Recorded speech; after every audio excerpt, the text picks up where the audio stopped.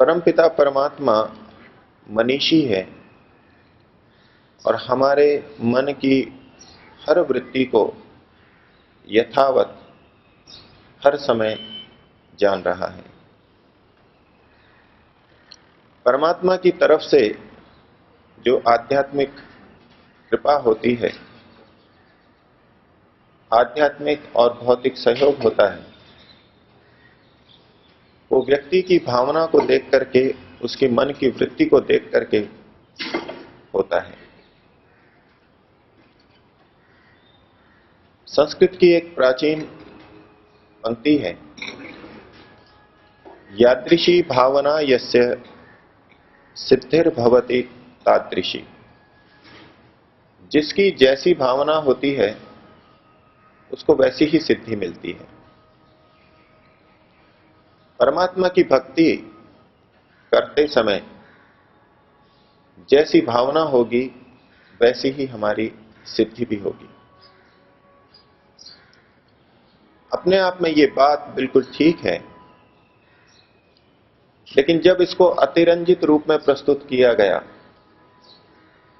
तो यही बात विकृत रूप में भी हमारे सामने आई, समाज में प्रचलित हुई। हम जिस भावना से युक्त होकर ईश्वर की स्तुति प्रार्थना करते हैं, जिस सच्चे मन से, सच्ची भावना से ईश्वर को पुकारते हैं, उसी के अनुसार हमारे को आध्यात्मिक प्रगति का लाभ मिलता है। लेकिन जब ये कहा गया कैसी भी भावना करो, लेकिन भावना करो तो वैसी ही हमारी सिद्धि होगी। जो विचार हम मन में लाएंगे बिल्कुल वैसा का वैसा हो जाएगा।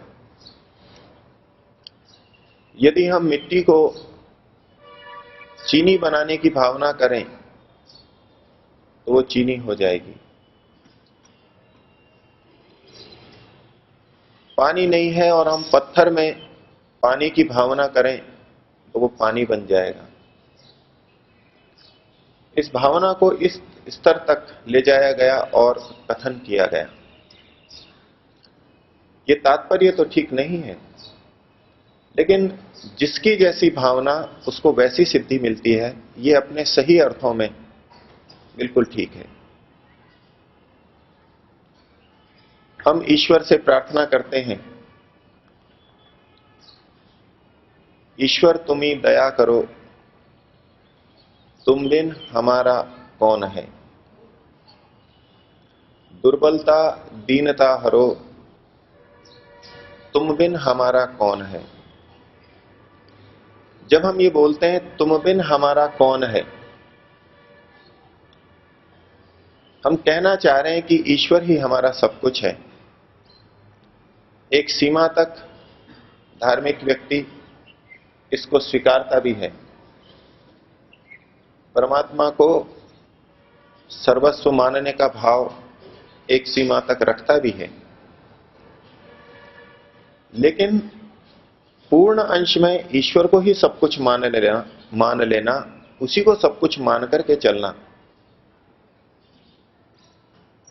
ये सामान्यतः नहीं हो पाता। हम अपने व्यवहार को देखें, ईश्वर को सब कुछ मानने का क्या तात्पर्य है।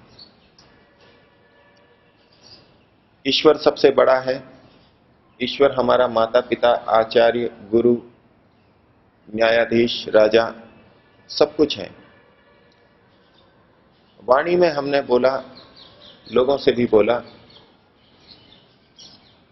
लेकिन क्या वैसी भावना दिन के व्यवहार में हम कर पाते हैं कि जितना स्नेह हम अपने भाई से, माता पिता से करते हैं, जिनके अच्छे संबंध हैं उनकी बात कर रहा हूं, क्या उतना हम परमात्मा से स्नेह, लगाव अनुभव कर पाते हैं। जब व्यवहार होता है तो हम अपने परिवार वालों को अपना मानते हैं। और यदि हमारा भाई, माता पिता, बच्चे कुछ गलत भी करते हैं तो हम उनका समर्थन करते हैं। एक तरफ हम ईश्वर को सब कुछ मान रहे हैं, ईश्वर को गुरु आचार्य मान रहे हैं, ईश्वर को अपना सर्वरक्षक, सबसे बड़ा हितैषी मान रहे हैं, तो उसके द्वारा कही हुई बात, प्रभु के द्वारा दिए गए निर्देश, वो भी हमारे लिए सर्वप्रमुख होने चाहिए। महर्षि दयानंद ने भक्ति की एक व्याख्या यही की, भक्ति अर्थात उसी की आज्ञा पालन में नित्य तत्पर रहें। हम सच्चे मन से भक्ति करें, परमात्मा उसका तदनुरूप आध्यात्मिक फल देगा।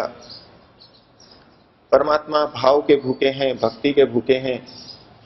परमात्मा तो भक्ति देखते हैं, लेकिन भक्ति का यदि यही तात्पर्य लिया जाए कि हम ईश्वर का कुछ गुणगान करें, उनके नाम का स्मरण करें, उस समय भक्ति भाव से ओतप्रोत हों, परमात्मा के प्रति आदर का भाव हो, आंखों में आंसू आए, भजन में लीन हो जाएं, इतने लीन हो जाएं कि हम कुछ नाचने लगें, संसार को भूल जाएं। यदि भक्ति का इतना ही तात्पर्य होता तो बहुत सारे भक्त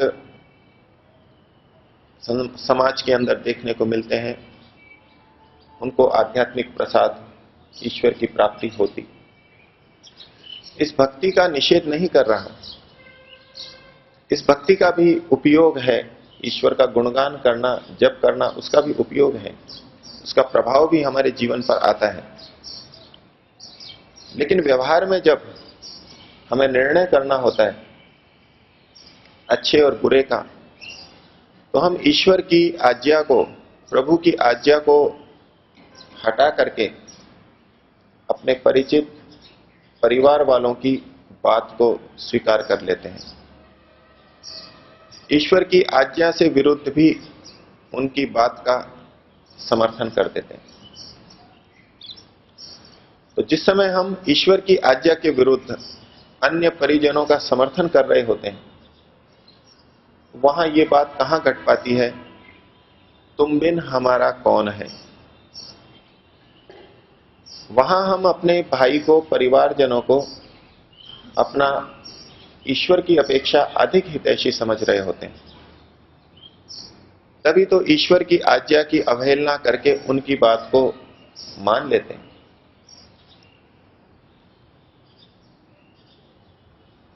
तो जब हम ये कहते हैं ईश्वर तुम ही दया करो, तुम बिन हमारा कौन है,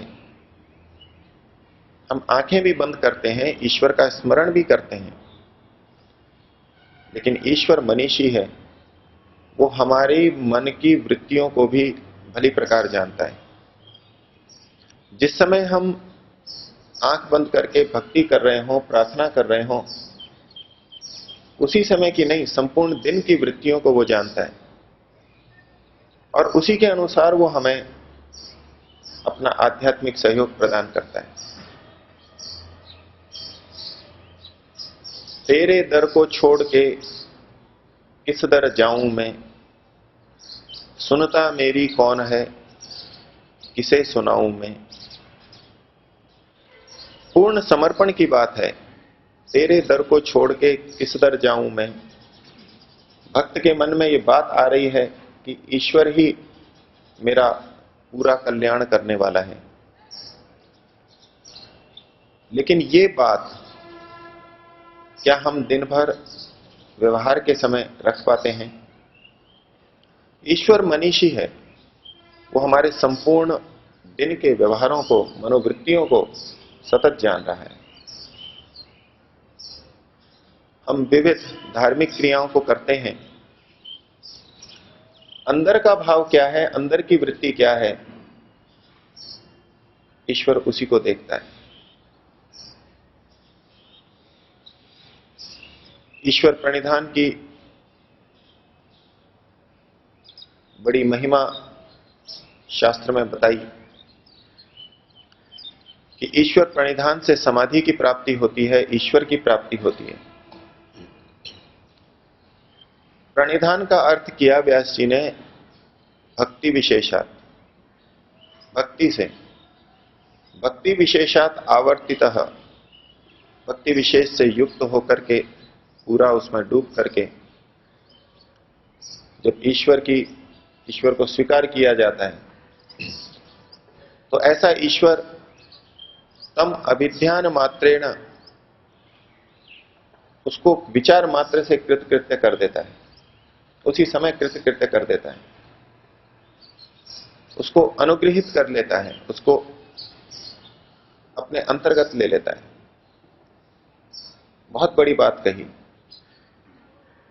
प्राचीन ऋषियों ने इस पद्धति पे चल के उसको पाया भी है, लेकिन हम ईश्वर प्रणिधान की बात करते हुए भी, एक सीमा तक ईश्वर प्रणिधान को करते हुए भी इस उच्च स्तर तक क्यों नहीं पहुंच पा रहे? ईश्वर की प्राप्ति, ईश्वर का आनंद, समाधि की प्राप्ति क्यों नहीं कर पा रहे? उसमें कारण यही है, ईश्वर मनीषी है, वो हमारी वृत्तियों को देखता है, मन की वृत्ति को देखता है। हमें अपने बाह्य क्रियाकलापों, स्वरूप को देख करके ये लग सकता है बड़ी तपस्या करके, बड़ी लगन से अपने जीवन को हमने साधा, दिनचर्या बनाई, लोगों से व्यवहार ठीक रखा, बहुत प्रयत्न किया, और जितना प्रयत्न किया वो अपनी जगह पर लाभदायक है, लेकिन इतने प्रयत्न को करके, कष्ट को सह करके हम ये आशा मन में बांध लेते हैं, पाल लेते हैं कि अब तो ईश्वर की प्राप्ति मुझे हो ही जानी चाहिए, अब तो ईश्वर की प्राप्ति मेरे बिल्कुल निकट है। ये जो आंतरिक वृत्तियों की बात है, उसको थोड़ा भूल करके हम बाह्य बातों के ऊपर टिक जाते हैं। यद्यपि बाह्य बातें भी जितनी हम कर रहे होते हैं, उसके पीछे भी मन का आधार तो होता ही है, उतनी मन की पवित्रता, उतनी मन की अच्छी वृत्तियां होती हैं, लेकिन उसके अतिरिक्त भी बहुत कुछ हमारी वृत्तियां इधर उधर चलती रहती हैं, और हमारे समाज का व्यवहार मन की वृत्तियों के आधार पर उतना नहीं चल पाता। समाज में हम धन चाहते हैं, प्रतिष्ठा चाहते हैं, विश्वास चाहते हैं, प्रेम चाहते हैं। ये बहुत सारी बातें हमारे बाह्य व्यवहार से भी सिद्ध हो जाती हैं। इसमें मन का भी महत्व है। मन की वृत्तियां, मनोभाव अच्छे हैं तो ये कार्य भी अच्छे होते हैं। और जब हमें समाज से अच्छी प्रतिक्रिया मिल जाती है, धन संपत्ति, सहयोग, परिजन, मित्र, बंधु, शिष्य, गुरुजन, ये हमको अच्छे मिल जाते हैं, एक सीमा तक हमारा व्यवहार ठीक रहता है और ये सब हमको अच्छे मिल जाते हैं, तो इतना सब होकर के हम संतुष्ट हो जाएं कि इतने लोग मेरे को सहयोग करते हैं, इतने लोग मेरे से सद्भावना रखते हैं, तो मैं अच्छा व्यक्ति हूं। अच्छे हैं, लेकिन जिस मनोकामना को लेकर हम चल रहे हैं, ईश्वर की प्राप्ति की बात कर रहे हैं, मुक्ति प्राप्ति की बात कर रहे हैं, उस स्तर तक पहुंचने के लिए यह पर्याप्त नहीं। चाहे एक लौकिक व्यक्ति, गृहस्थी व्यक्ति हो, चाहे कोई साधु संत हो, सन्यासी हो, महात्मा सन्यासी भी सोच सकते हैं कि मेरे पास बहुत व्यक्ति आते हैं, मेरी बात को बड़े आदर से सुनते हैं, आचरण भी करते हैं, सम्मान भी करते हैं, धन भी देते हैं, दान देते हैं, तो बिना मन की पवित्रता के, बिना अच्छे व्यवहार के ये सब कैसे हो सकता है? मैं एक ऊंचे स्तर पर पहुंच गया हूं और इसलिए ये सारा का सारा ठीक चल रहा है, ये विचार आ सकता है और ये विचार रहता है। सामाजिक व्यवहार के लिए इतना पर्याप्त हो सकता है, और सामान्य व्यक्ति तो हमारे मन के सब विचारों को नहीं जान सकता। हम नाटक भी कर सकते हैं, बाहर का व्यवहार हमारा इतना कुशल हो, वाणी को हम इतना नियंत्रित रख लें कि सामने वाला हमारे मनोभावों को ठीक जान ही ना पाए। सामने वाले की अपनी क्षमता, योग्यता है, एक सीमा है, और वो हमें समर्पित हो जाए, हमारी बात को मानने लगे, हमारा अनुसरण करे, हमारा सहयोग दे, ये हो सकता है। और इसके आधार पर हम अपने आप से संतुष्ट हो सकते हैं। लेकिन परमात्मा को यदि पाना है तो समाज के पैमानों को हटा करके हमें ईश्वर का पैमाना देखना होगा। ईश्वर हमारे को क्या सोचता है, ईश्वर की दृष्टि में हम क्या हैं। समाज की दृष्टि में हम धार्मिक, योगी, सन्यासी, साधक, ईश्वर को प्राप्त किया हुआ व्यक्ति मान सकते हैं। कितने व्यक्ति हैं जो दूसरों को मान लेते हैं इन्होंने ईश्वर की प्राप्ति कर रखी है, जबकि वो व्यक्ति स्वयं मानता है कि मुझे ईश्वर की प्राप्ति नहीं हुई है। लेकिन दूसरा सामने वाला कह रहा है कि नहीं, आप तो मुझे ऐसे प्रतीत होते हैं कि आपको ईश्वर की प्राप्ति हो गई है। ये जनता है, भक्ति से सोच लेती है, श्रद्धा से सोच लेती है, गलत निर्णय निकाल लेती है। तो यदि समाज के वाक्यों पर ही हम केंद्रित हो जाएं, तो वो सब हमको धार्मिक कहते हैं, ये व्यक्ति सत्संग में जाता है, अच्छी बातें करता है, स्वाध्याय करता है, व्यवहार ठीक है, और उसी के आधार पर हम संतुष्ट हो जाएं, समाज की प्रशंसा के आधार पर ही संतुष्ट हो जाएं, तो हम ईश्वर की प्राप्ति नहीं कर सकते।